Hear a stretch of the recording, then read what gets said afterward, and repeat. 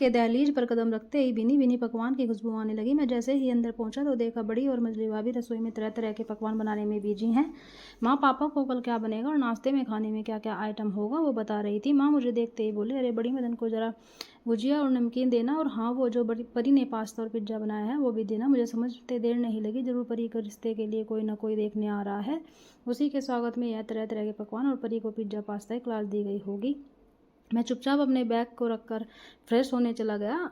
वापस आया तो मछली भाभी नाश्ता लेकर खड़ी थी। माँ ने घूरते हुए कहा, अब खड़ी रहेगी और चाय लाकर भी देगी, ऊपर से के लड़के वाले आ रहे हैं, घर में इतना सारा काम है, जल्दी जल्दी हाथ चला, साफ सफाई भी करनी है। भाभी बुरा सा मुंह बनाते रसोई की तरफ चल पड़ी। मैं खामोशी से तस्तरी में पड़ी हुई गुजिया, नमकीन और पास्ता को देख रहा था और माँ के कुछ बोलने का इंतजार कर परी को देखने लड़के वाले आ रहे हैं, कल ऑफिस से छुट्टी ले लेना, इतना कहकर मेरा मुंह देखने लगी। शायद उन्हें मेरे जवाब का इंतजार था, पर मैं खामोश रहा क्योंकि मेरे अंदर एक अजीब सी घुटन हो रही थी। मन ही मन सोचने लगा, माँ ने परी को 100 पीस ही बना दिया है, पर कहीं ना कहीं वो भी सही तो है। परी की उम्र भी तो हो गई है शादी की, उसके साथ की लड़कियों की शादी भी तो हो चुके हैं, और वो सब एक दो बच्चे की माँ भी है। शाम में लड़के वाले जो आने थे, आज घर का कोना कोना चमक रहा था। बेसन और हल्दी का लेप लगाए परी एक कोने में बैठी थी, उसके चेहरे की चमक गायब थी, जिससे देर कर मुझे बहुत दुख हुआ। मैं परी के पास जाकर बैठा। मदन भैया, परी धीरे से डरी आवाज़ में बोली तो मैंने उसके पीठ को थपथपाते हुए बस इतना बोला, सब ठीक होगा मेरी गुड़िया, पर अंदर ही अंदर कहीं ना कहीं मैं भी डरा था, कहीं उन्होंने भी ना कर दिया तो मेरी मासूम बहन का दिल और हिम्मत दोनों टूट जाएंगे। पर होने को कौन टाल सकता है। यहाँ से बिना ना की खबर आई और परी के साथ साथ पूरे घर वालों की हिम्मत टूट गई। अब माँ को अपने फैसले पर अफसोस हो रहा था। माँ को लगता था कि क्या होगा, परी को पढ़ा लिखा कर 3 भाई की छोटी बहन, इतनी ज़मीन जायदाद है, कोई भी शादी कर लेगा। परी माँ के बातों में बहकती हुई, शुरू शुरू से बहुत रिश्ते आए तो परी ने सबको इनकार कर दिया। मैंने उसे बहुत समझाने की कोशिश की, मर्द वो होता है जो अपनी पत्नी की इज्जत करे, पर उसने अपने दिमाग में अपने जीवन साथी की एक अलग ही तस्वीर बना ली थी, जो उसे आने वाले रिश्ते में नहीं देखता। धीरे धीरे रिश्ते भी आना बंद हो गए। अब परी की उम्र भी बढ़ने लगी, जिसकी झलक उसके चेहरे पर साफ दिखाई दे रही थी। अब लड़के वाले उसे मना करने लगे, जिसने उसे चिड़चिड़ा बना दिया। अब उसका आधा वक्त भाभी से लड़ने में जाता। इस रिश्ते की ने मेरी भी हिम्मत तोड़ दी। मैंने नीलू के पिता से वादा किया था, जैसे ही परी की शादी होगी मैं नीलू से शादी कर लूँगा। आखिर वो 2 साल से इंतजार कर रहे हैं और कब तक करेंगे। मन में अजीब सी बेचैनी, रात में नींद नहीं आ रही थी, बार बार दिमाग में नीलू का मासूम चेहरा घूम रहा था। पहली बार जब वो वापस आई थी, गुलाबी सूट हल्के मेकअप में, डरी सहमी, पता नहीं उसे देखते ही दिल जोरों से धड़का उठा। ऐसा लगा जैसे अभी बाहर का आ जाएगा। वो तो अक्सर इसी बहाने में रहता कि किसी तरह उससे बात हो जाए। जब वो कुछ बोलती तो ऐसा लगता जैसे मोती झड़ रहे हों। वो दिन बेदिन मदन को और दीवाना बनाती जा रही थी। बहुत प्यार करता था नीलू से कि मुँह से उसे मना करेगा। वो भी इतना प्यार करती है, उसकी हर छोटी छोटी खुशी का ख्याल रखती है। पर सच्चाई तो ये है, जब तक परी की शादी नहीं हो जाती वो नीलू को नहीं अपना सकता। कब तक उसे झूठी उम्मीद से बांध कर रखेगा। उसके माँ बाप के भी कुछ शौक अरमान होंगे। कब तक वो अपनी खुशी के लिए उनके शौक अरमानों का गला घोट देगा। नीलू से अलग होने की बात पर ही सहम रहा था और खुद ही अंदर मजबूर कर रहा था। वह हकीकत यही था कि अंदर ही अंदर बिखर रहा था। उसे अचानक से घुटन होने लगी। वो उठा और घर से बाहर निकल गया। सड़क पर सुनसान थी। आवारा कुत्तों के अलावा 1-2 मुसाफिर थे जो अपनी मंजिल की तरफ जा रहे थे। एक मदन हीरा, जिसे मंजिल का पता नहीं था। रात के 3 बज चुके थे।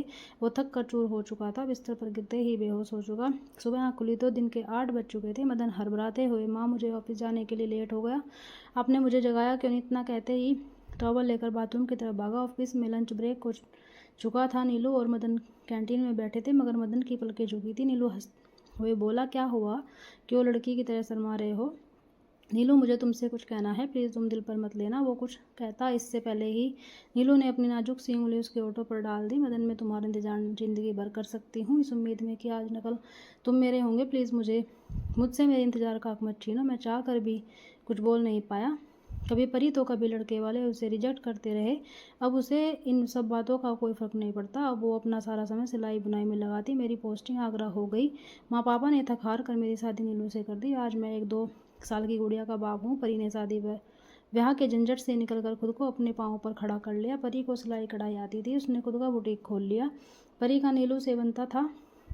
परी ने नीलू से काम चलवाया, पढ़ाई भी सीख ली, सब अच्छा चल रहा था। पर कहीं ना कहीं माँ को परी का अकेलापन खाया जा रहा था, और मुझे भी। मैं जितनी कोशिश कर सकता था करा, पर रिजल्ट 0। अब समझौते वाले रिश्ते आ रहे थे, किसी का डाइवोर्स तो किसी की बीवी, किसी के लिए पूरी बिल्कुल राजी नहीं थी। संडे का दिन था जब फुर्सत में पापा और टीवी पर न्यूज़ देख रहे थे। नीलू और भाभी घर के काम काज में बिजी थी। परी बच्चे के साथ खेल रही थी। मैं बैठा पड़े पेपर को दोबारा पढ़ रहा था। कंघी कुछ छूट तो नहीं गया।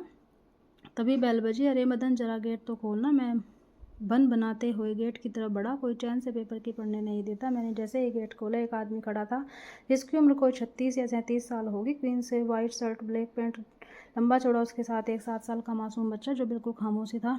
मैंने पूछा, बोलिए? तो वो धीरे से बोला कि क्या परी की यहीं रहती है?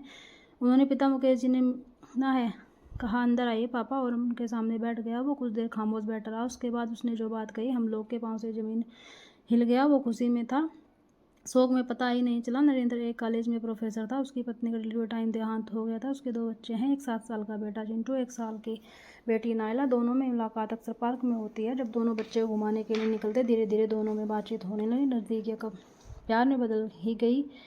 परी को उनके बच्चों से बहुत प्यार है और उन्हें लगता है परी एक पत्नी के साथ साथ एक अच्छी माँ भी बन सकती है। सब खामोशी से बात सुन रहे थे। जब नीलू ने परी की तरफ देखा तो वो नज़रें नीची की मुस्कुरा दी। कहीं ना कहीं माँ उनके 2 बच्चों की बात खटक रही थी, पर मैंने और नीलू ने उन्हें समझाया तो समझ गई, क्योंकि बात यहाँ समझौते की नहीं, परी के प्यार की थी।